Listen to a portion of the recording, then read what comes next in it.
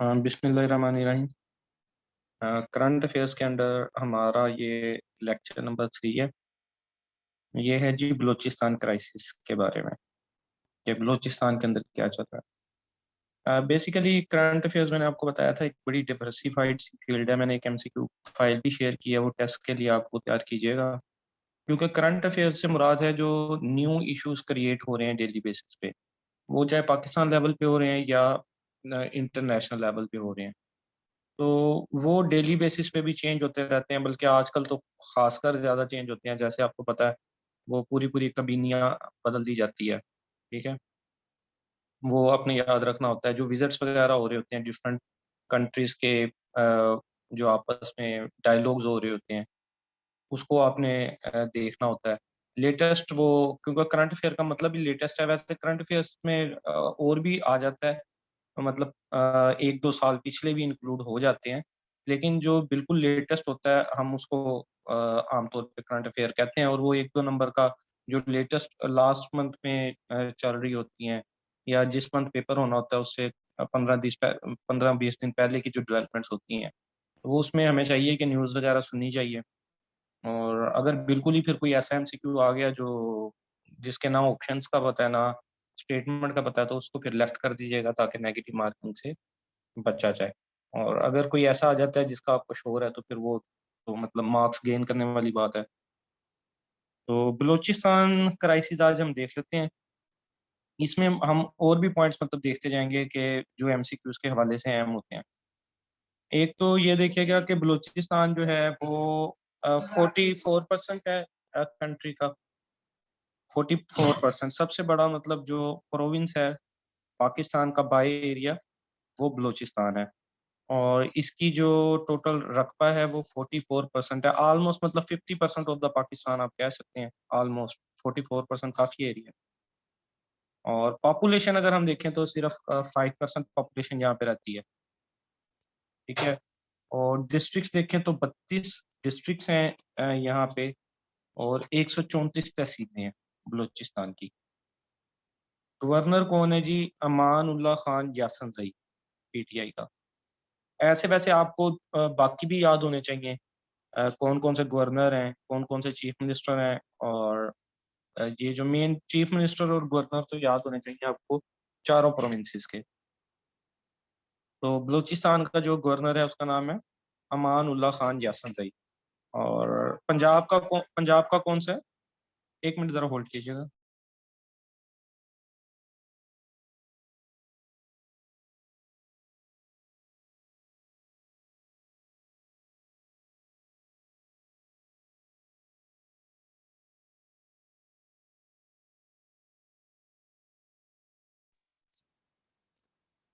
जी, अ, हाँ जी, पंजाब का मैं आपसे पूछ रहा था कि कौन है गवर्नर। वो है जी चौधरी सरवर, ठीक है। चीफ मिनिस्टर जो है वो जाम कमाल खान है, जो वहाँ का चीफ मिनिस्टर है। गवर्नर नहीं भी याद तो चीफ मिनिस्टर तो चारों सूबों का आपको याद होने चाहिए। जाम कमाल खान। और पॉलिटिकल पार्टी इसकी है बलूचिस्तान अवामी पार्टी, कॉप, ठीक है। कैपिटल क्या है बलूचिस्तान का? वो है जी कोयटा। और कोयटा जो है वो लार्जेस्ट सिटी भी है। इसके अलावा सेकंड लार्जेस्ट सिटी जो है वो तुर्बत है, कोयटा के बाद। बल्कि एक दफ़ा पीपीएससी के ये क्वेश्चन भी पूछा था चेयरमैन ने, कि हमें तो पता है कि सबसे बड़ी कंट्री जो है वो कोयटा है, तो सेकंड लार्जेस्ट सिटी कौन सी है? या सम टाइम वो इस तरह पूछते हैं इंटरव्यू में, कोई सी 5 सिटीज के नाम बताएं बलूचिस्तान की। अब वो मतलब हम आमतौर पे पंजाब की, सिंध की तो याद होती हैं, या केपी के तक की, बलूचिस्तान की नहीं याद होती। फिर उसमें वो स्पेसिफाई भी कर देता है लसबेला और कोयटा के अलावा बतानी है। तो वो थोड़ी सी आपको मतलब मैप का पता होना चाहिए कि कौन कौन से प्रोविंस में कौन कौन सी जो है वो सिटीज मौजूद है। एटलीस्ट 5 के नाम तो आपको याद होने चाहिए इंटरव्यू के लिहाज से। और एमसीक्यू के हवाले से आपको पता होना चाहिए कि पहली जो कैपिटल सिटी सबसे बड़ा है वो है कोयटा, और दूसरी लार्जेस्ट सिटी है तुर्बत। और वहाँ जो पॉपुलेशन रहती है, सबसे ज्यादा पॉपुलेशन बलोच लोग रहते हैं वहाँ पे 52%, और पश्तून लोग रहते हैं 36%। दो तरह की एथनिसिटी वहाँ पे ज्यादा है। एथनिसिटी कहते हैं किसी इलाके के जो लोगों का कल्चर होता है, वहाँ की जो जुबान होती है, रवायात होती हैं, वो मिलके जो ग्रुप बनाते हैं उसको एथनिसिटी कहते हैं। तो बलोच एथनिसिटी वहाँ पे सबसे ज्यादा है, 52%। और पश्तून उसके बाद है दूसरे नंबर पे, ये है जी 36%।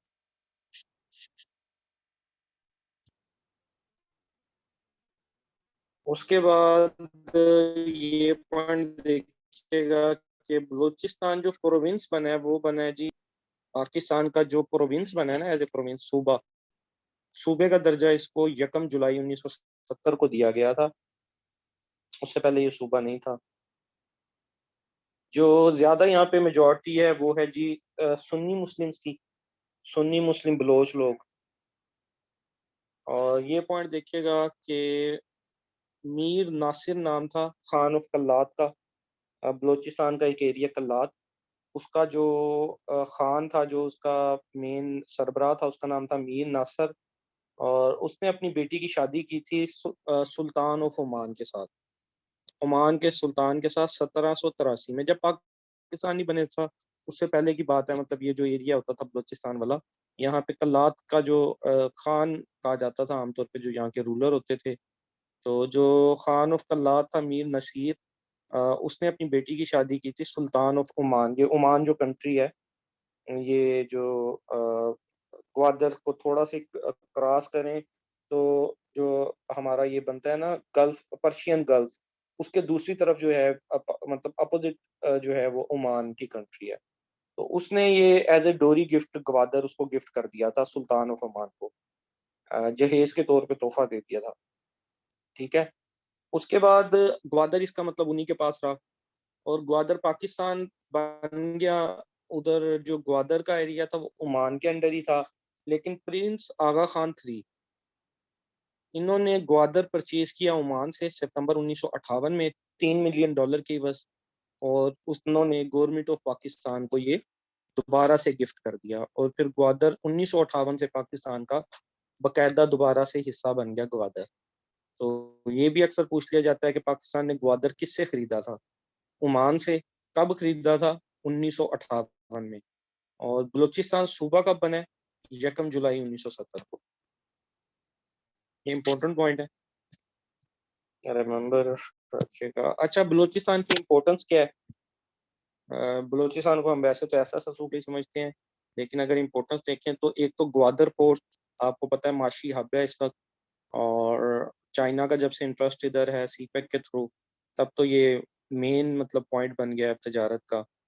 और सुई गैस जो है वो डिस्कवर्ड हुई यहाँ से 1952 में।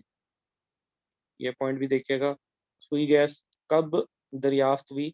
सुई के मुकाम से, सुई एक एरिया का नाम है, 1952 में ये डिस्कवर हुई थी। ठीक है। इसके अलावा रेकोडिक भी यहाँ पे मौजूद है। रेकोडिक क्या चीज़ है? गोल्ड माइंस हैं। रेकोडिक केस के बारे में भी आपने सुना होगा कि उसका बाहर के मुल्कों को ठेका दिया गया था कि यहाँ से गोल्ड निकालें, लेकिन वो नहीं मतलब पासदारी हो सकी। तो रेकोडिक केस भी आपने सुना होगा कि पाकिस्तान पे फिर जो कंपनी है उसने हर जाने का दावा कर दिया था। इसके अलावा मिनरल रिच एरिया ये, ऑयल और गैस की फील्ड्स यहाँ पे हैं। और कोस्टल लेंथ जो है वो तकरीबन 750 किलोमीटर है, जो मतलब बलूचिस्तान का एरिया बहरिया अरब या इंडियन ओशन को लगता है, उसकी बात हो रही है कोस्टल एरिया की। और तापी प्रोजेक्ट रूट भी यही यहाँ से बनता है। ये तापी प्रोजेक्ट जो है ये गैस का एक प्रोजेक्ट है। और ये रूट गुजरता था ताजिकिस्तान, अफगानिस्तान, पाकिस्तान और ईरान से, आई थिंक। ये तापी उसी का मुखफ़्फ़ा बनता है। तो उसका भी ये एक अहम पार्ट था, बलूचिस्तान यहीं से होके गुजरना था। इसके अलावा इम्पोर्टेंट डैम जो है बलूचिस्तान का, उसका नाम है जी Mirani dam. Mirani dam famous dam है, और किस रिवर पे है? दश्त रिवर पे। ठीक है। पाकिस्तान में टोटल कितने रिवर हैं? ये पहले भी बात हो चुकी थी, किसी को याद है पाकिस्तान में टोटल कितने रिवर हैं?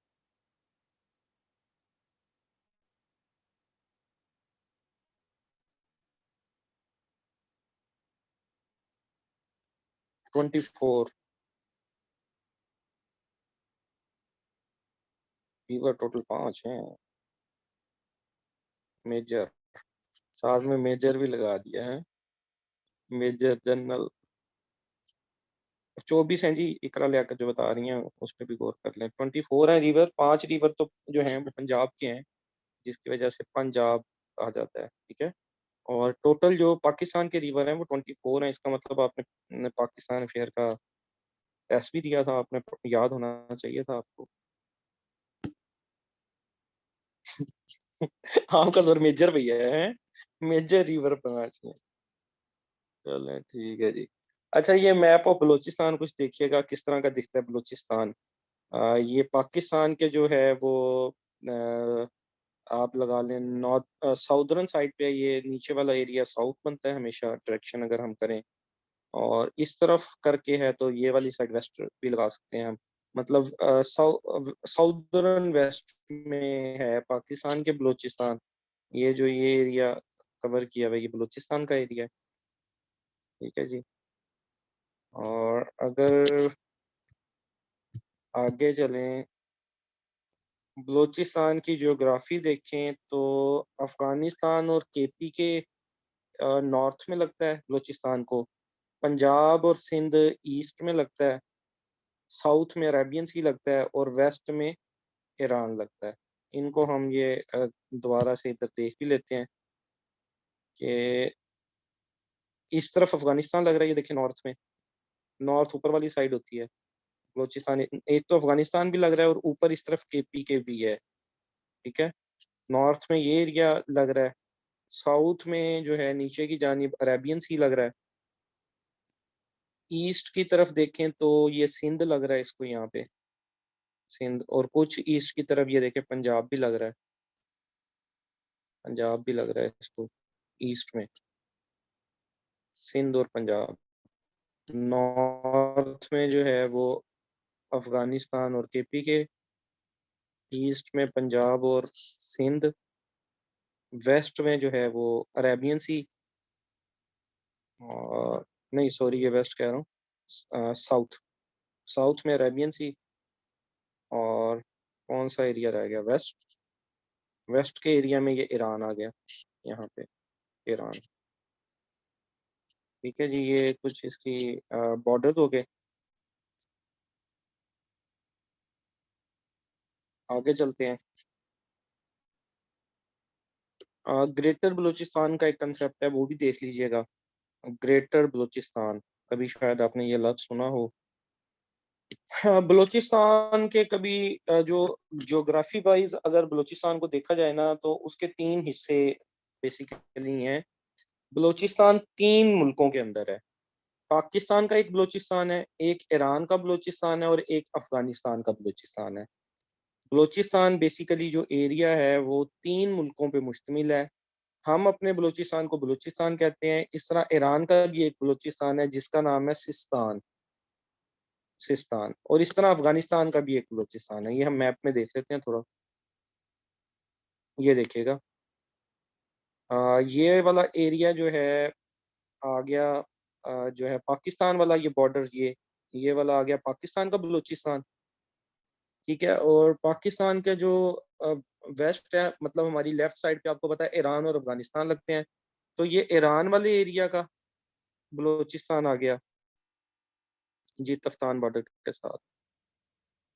और ये अफगानिस्तान के एरिया का बलूचिस्तान आ गया, ये जो इन्होंने रंगीन किया हुआ है, ये 3 तरह का मतलब बलूचिस्तान बन गया।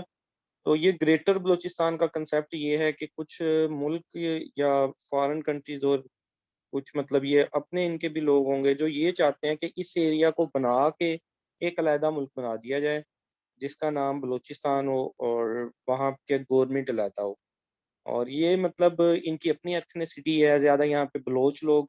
और तफ्तान बॉर्डर जो है वो आई थिंक इसको ही लगता है ईरान को, तफ्तान जो है वो ईरान को लगता है।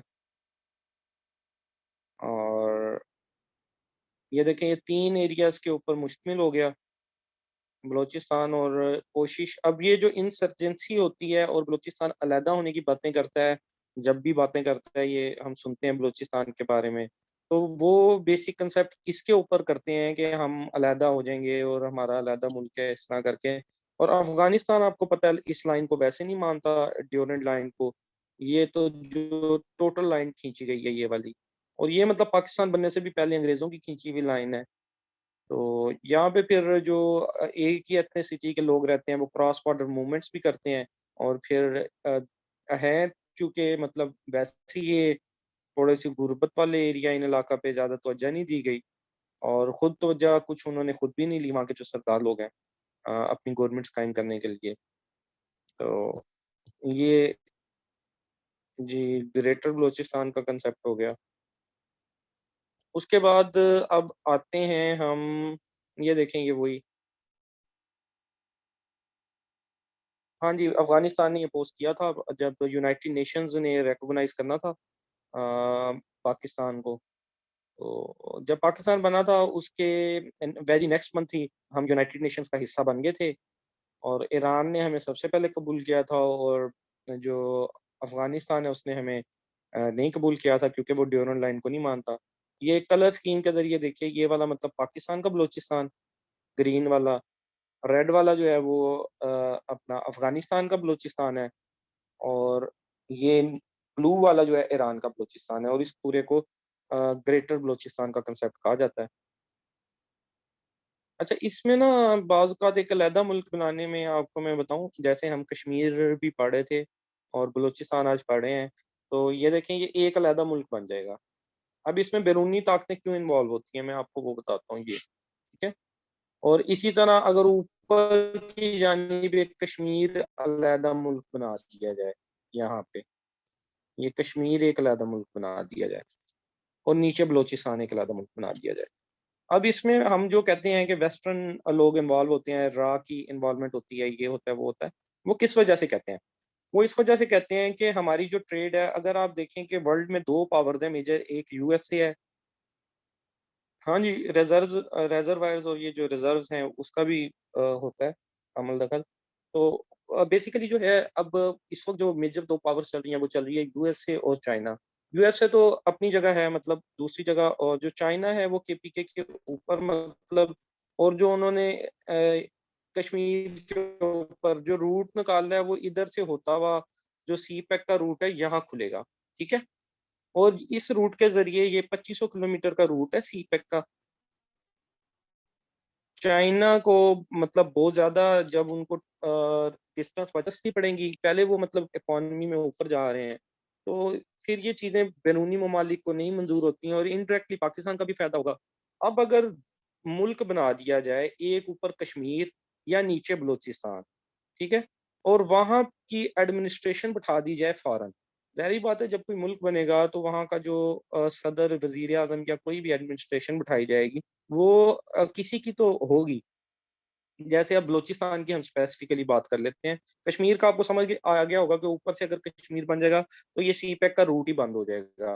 तो इसलिए फिर वो इंडिया और यूएसए और इसराइल और जो मुल्क पाकिस्तान के खिलाफ और चाइना के खिलाफ हैं, वो भी ये कोशिश करते हैं कि अलहदा मुल्क बन जाए और उसकी एडमिनिस्ट्रेशन हम अपनी बिठा दें। फिर उधर जो डिफरेंट टाइप के ग्रुप चल रहे होते हैं, इंसर्जेंट जो ग्रुप होते हैं, मिलिटेंट ग्रुप होते हैं, उनकी हिमायत की जाती है, उनको पैसा दिया जाता है कि कल को इनमें से जो ग्रुप जीत गया, फॉर एग्जांपल यूएसए का ग्रुप जीत जाए, जिसको यूएसए बैक कर रहा है, उसकी यहाँ गवर्नमेंट बन जाएगी, तो वो ये रूट ब्लॉक कर देगा। ऊपर से जो चाइना ने आना है ग्वादर के अंदर, इस एरिया में, इस समुंदर में आना है, इंडियन ओशियन में, या जो है अपना बहरिया अरब में, ठीक है? तो ये रास्ता वो ब्लॉक हो जाएगा, यहाँ पे उनकी अपनी गवर्नमेंट बैठ जाएगी। तो फिर जो इर्द-गिर्द के मुल्क होंगे उसके ऊपर तसल्लुत कायम हो जाता है। तो इसी वजह से बलूचिस्तान में कुछ वसाइल ना देने की वजह से इंसर्जेंसी है, और कुछ जो है रूट कॉजेज़ हम देख लेते हैं, बलूचिस्तान में क्या-क्या हैं जिसकी वजह से ये प्रॉब्लम बना हुआ है कि बलूचिस्तान के लोग कहते हैं कि हमने एक अलग मुल्क बनाना है। Unstable politics and ethnicity, separatist group and sectarian violence. एक तो शिया सुन्नी के फसाद के तौर पे सेक्टेरियन वायलेंस है। कुछ वहाँ पे सेपरेटिस्ट ग्रुप हैं जो सेपरेशन चाहते हैं कि हमें अलग मुल्क बना दिया जाए। वहाँ की पॉलिटिक्स जो है वो अनस्टेबल है। तो अब खैर जो अब की जमात आई है बीएपी वो कहा जाता है कि मिलिट्री बैक्ड है। तो फिर हालात काफ़ी हद तक कंट्रोल हैं क्योंकि जब तक एक पेज पे नहीं होंगे वहाँ की पॉलिटिशियन और मिलिट्री तब तक वहाँ सुकून नहीं कायम हो सकता। अगर वहाँ कोई ऐसी जमात जीत जाए जो सेपरेटिस्ट ग्रुप जिनको सपोर्ट करते हैं, जैसे वो दावड़ और मोहसिन दावड़ और एक और है फैसल कुंडी शायद वो 2 तो वो उन ग्रुपों के जितने हैं तो वो सेपरेटिस्ट मूवमेंट्स के हैं। वो अपने एरिया में फिर इस चीज़ को हवा देते हैं कि हम अलहदा हो जाएँगे, ये हो जाएँगे, वो हो जाएँगे। तो जब अगर मिलिट्री बैक्ड ग्रुप होगा तो फिर वो आसानी होती है नेगोशिएशंस करने में। तो अब काफ़ी हद तक जो अब बलूचिस्तान अवामी पार्टी ये लॉन्च की गई है पिछले इलेक्शंस में, वो मिलिट्री बैक्ड है। रिसोर्सेज़ और डेवलपमेंट के इश्यूज़ हैं। जैसे कि आपको पता है कि वहाँ से सुई गैस निकलती है, लेकिन उसका शेयर वहाँ नहीं इतना दिया जाता है या जो रिसोर्सेज़ निकलते हैं डेवलपमेंट्स वहाँ पे उस तरह नहीं है। अब आप देखेंगे बलूचिस्तान के लोग वो निश्तर अस्पताल के अंदर मुल्तान में आते हैं अक्सर लोग, वो बलूचिस्तान से। ठीक है कि रास्ते में या उनके पास कोई हॉस्पिटल नहीं है या एक्सेस नहीं है कोई बहुत अच्छी रोड्स और इन चीज़ों की। तो उनको भी अपने पेशेंट जो हैं मेजर ऑपरेट वगैरह कराने इधर आना पड़ता है। एजुकेशन का सिस्टम भी उनका इसी तरह है कि इंस्टीट्यूट कम है और वहाँ पे प्रॉपर जो है वो नहीं चल रहा है एजुकेशन का निज़ाम। और लैक ऑफ पॉलिटिकल सिस्टम है, वहाँ पे ट्राइबल सिस्टम है। वो जिरगा वाला सिस्टम है, वो तो अक्सर मतलब पुलिस और इन चीज़ों को तो मानते नहीं हैं। उनका अपना जिरगा होता है जो फैसले करता है। और वो मतलब उनका कहना है कि हम पुलिस के पास जाते हैं, अदालत में केस चलता है, फिर गवाह आते हैं और इस तरह करके वो लोग कहते हैं कि आपका ये सब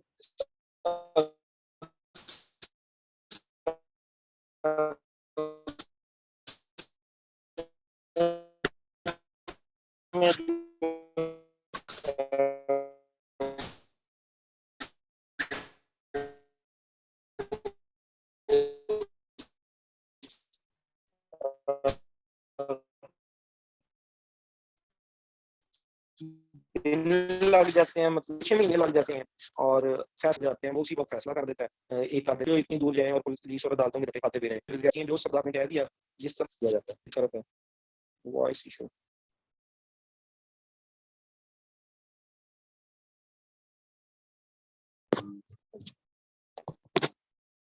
अब बताइएगा अब वॉइस जो है अब कुछ ठीक हुई है या अब वॉइस इश्यू ठीक हुआ है? अब वॉइस आ रही है आप लोगों को? अच्छा,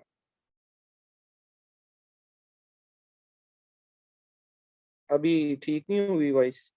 अब भी कट रही है वॉइस और वॉइस इश्यू आ रहा है या अब ठीक हुई है? अब ठीक है। अच्छा। चलें वो फिर मैं बता रहा था इसके अलावा ह्यूमन राइट्स उधर नहीं प्रॉपर दिए जाते। फॉरेन एजेंसी की सपोर्ट है, रा जो है, ठीक है, ये जो इंडियन इंटेलिजेंस एजेंसी है, रिसर्च एंड एनालिसिस विंग रा और मोसाद की जो है वहाँ पे इन्वॉल्वमेंट है। मोसाद कहाँ की एजेंसी है भला? और ड्रग स्मगलिंग का मसला है अफगानिस्तान के थ्रू, ठीक है? अफगानिस्तान में ड्रग स्मगलिंग और ओपियम की हाँ जी, इसराइल की है मोसाद। जो ड्रग वहाँ पे बहुत ज़्यादा मतलब ओपियम का आपको पता है ये अफ़ीम वगैरह की काश्त की जाती है। तो फिर वो क्रॉस बॉर्डर जो है वो वहाँ पे होते हैं ये मसले मसाइल। मिसिंग पर्सन्स का रोल है, कुछ लोगों को उठा लिया जाता है, पता ही नहीं चलता वो कहाँ गए। अब जो कुछ इल्ज़ाम लगता है वहाँ जो ग्रुप ऑपरेट हो रहे हैं, रा के या अपने जो उनके ताकतवर हैं, वो कर रहे हैं, वहाँ के लोग डाल देते हैं एस्टेब्लिशमेंट पे कि वो कर रही है। तो आखिर तक पता ही नहीं चलता कि ये लोग कहाँ पे मिस हो गए। मतलब एक बंदा उठाया गया, अब उसका रिकॉर्ड ही नहीं है कि वो कहाँ पे है, मर गया है, ज़िंदा है या क्या उसके साथ बना है। इस तरह के इश्यूज़ हैं। तो बलूचिस्तान कॉन्फ्लिक्ट जो है बेसिकली स्टार्ट क्यों हुआ और बलूचिस्तान कॉन्फ्लिक्ट है क्या? उसका हम थोड़ा-सा देख लेते हैं। अ, जी। बलोचों की इंसर्जेंसी के खिलाफ, बगावत के खिलाफ ऑपरेशंस किए गए हैं काफ़ी सारे। उनमें पहला ऑपरेशन 1948 में किया गया, फिर 1958 से 59 तक किया गया। इसको फर्स्ट इंसर्जेंसी कहते हैं, दूसरे वाले को सेकंड, फिर थर्ड, फिर फोर्थ, फिर फाइव और फिर सिक्स। ठीक है, ये डिफरेंट इंसर्जेंसीज हुई हैं, इनके खिलाफ जो है वो ऑपरेशंस हुए हैं बलोचों के खिलाफ। पहला, दूसरा, तीसरा। ठीक है, 1948 में जो ऑपरेशन हुआ उसको फर्स्ट कन्फ्लिक्ट कहते हैं। जो 1958 से 1959 के दरमियान हुआ उसको सेकंड कन्फ्लिक्ट कहते हैं।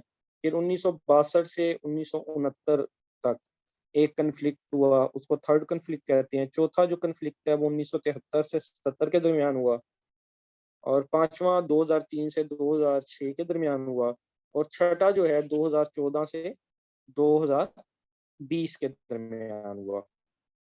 ये 6 दफा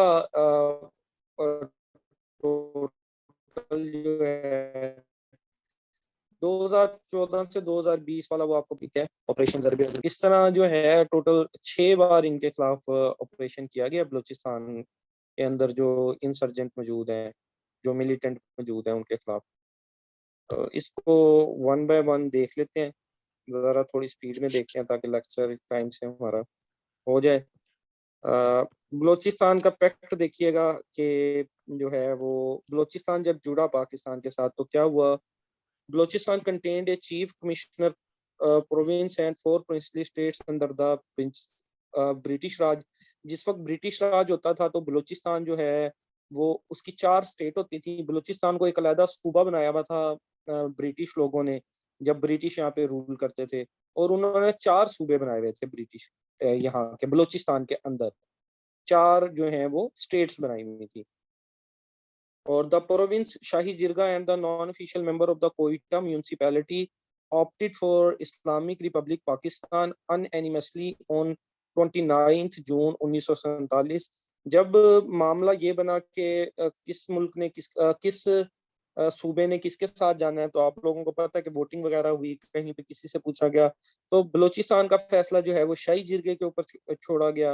और कुछ मेंबर थे कोयटा म्यूनिसिपैलिटी के जिस वक्त पाकिस्तान बन रहा था, और उन्होंने ये डिसाइड किया कि हमने पाकिस्तान के साथ जाना है। 29 जून 1947 को, पाकिस्तान बनने से कुछ अर्सा पहले। उससे पहले आपको पता है वो 3 जून प्लान पेश किया गया था लॉर्ड माउंटबेटन की तरफ से, और वेवल प्लान और वो सारा मामला। तो यहाँ पे जब इनसे पूछा गया, जो शाही जिरगे से पूछा गया, तो उन्होंने कहा हम पाकिस्तान के साथ जाना चाहते हैं। आगे देखिएगा, the Baloch leaders rejected the accession to Islamic Republic Pakistan, but Khan of Kalat Mir Ahmad Yar Khan sign the document of accession after the extreme pressure and threat by Islamic Republic Pakistan on March 27 1948। तो बलोच लीडर्स जो थे उन्होंने कुछ मतलब इंसर्जेंसी तब से स्टार्ट हो गई। वहाँ के जो कुछ लीडर थे उन्होंने मतलब इनकार कर दिया कि हमने पाकिस्तान के साथ नहीं मिलना, इस्लामिक रिपब्लिक पाकिस्तान के साथ। लेकिन जो वहाँ का खान ऑफ कल्लात था, जिसका नाम था मीर अहमद खान, मीर अहमद खान, उसने डॉक्यूमेंट एक्सेशन का साइन कर दिया। अच्छा, ये मेरा ख्याल कहीं जो पीपीटी के ये पॉइंट है वो शायद इंडियन बेस्ड है। तो वो ये लिखा हुआ है कि under the pressure of Pakistan Republic. खैर, जो जिस तरह भी किया, मीर अहमद यार खान जो था खान ऑफ कल्लात, उसने पाकिस्तान से जुड़ने का ऐलान किया 27 मार्च 1948 को। ठीक है, उससे पहले 29 जून 1947 को भी ये ऐलान हो गया था। लेकिन मैंने आपको बताया कि जो बलोचिस्तान है उसमें ना डिफरेंट स्टेट्स बनी हुई थी। खर्रान अलहदा स्टेट थी, लसबेला अलहदा थी, इस तरह। तो जो वहाँ का प्रॉपरली कुछ लोग वहाँ के मानने से इनकार हो गए, जो लीडर्स थे, कि हमने पाकिस्तान के साथ नहीं मिलना, हमने अलहदा रहना है।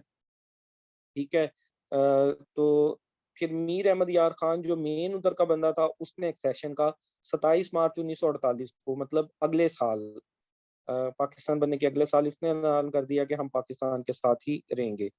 तो क्या हुआ, 3 of the princely states Makran,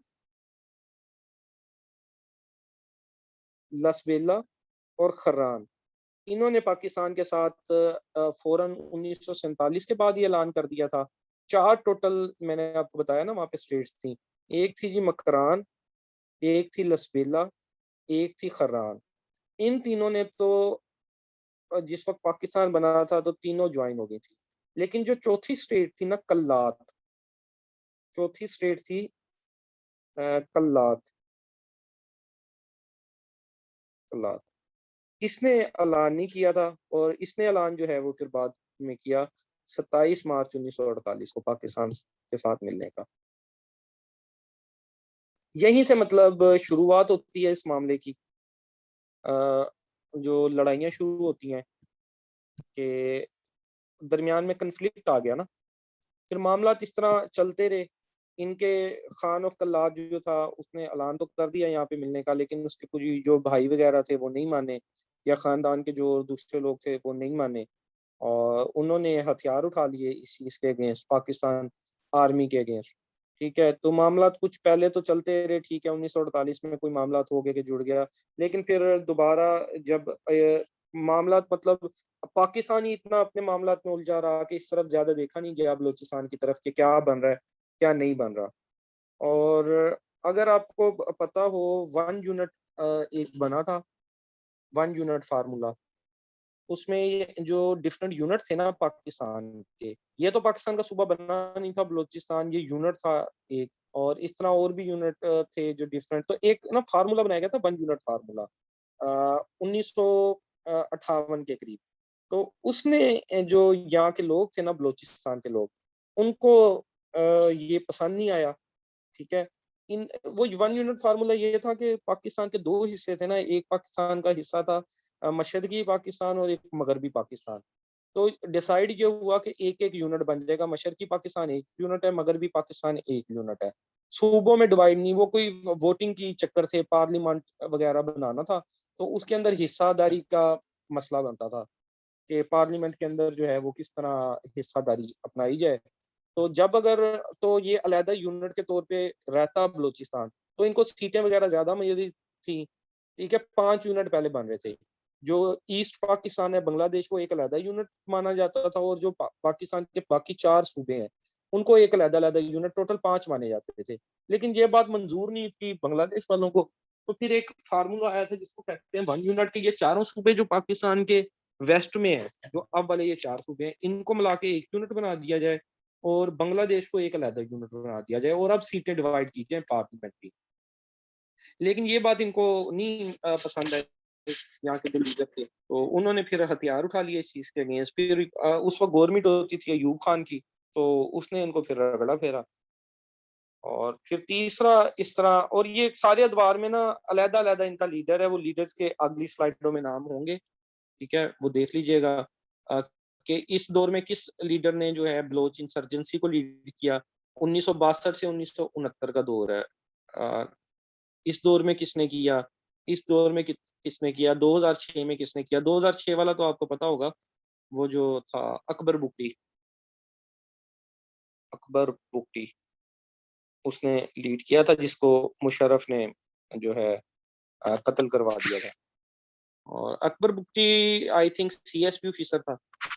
ठीक है, था वो बलोच, और वो पहला जो इम्तिहान हुआ था उसमें शायद मेरा ख्याल है फर्स्ट भी आया था अकबर बुकी।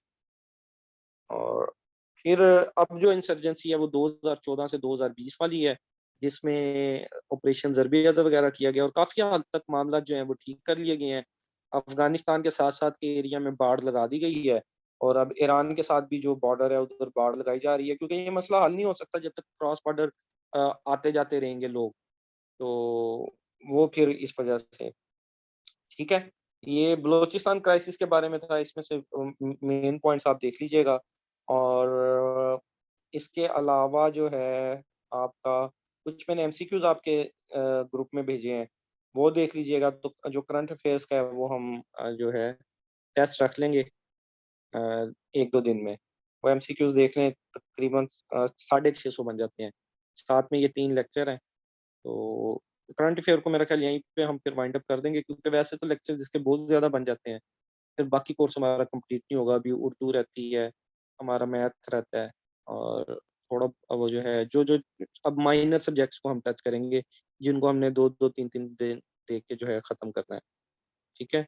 तो अब जो है अगली क्लास होती है इसके बाद, ये लेक्चर एंड हो रहा है यहाँ पे आपका वेटरनरी साइंसेज की। ठीक है जी, अल्लाह हाफ़िज़।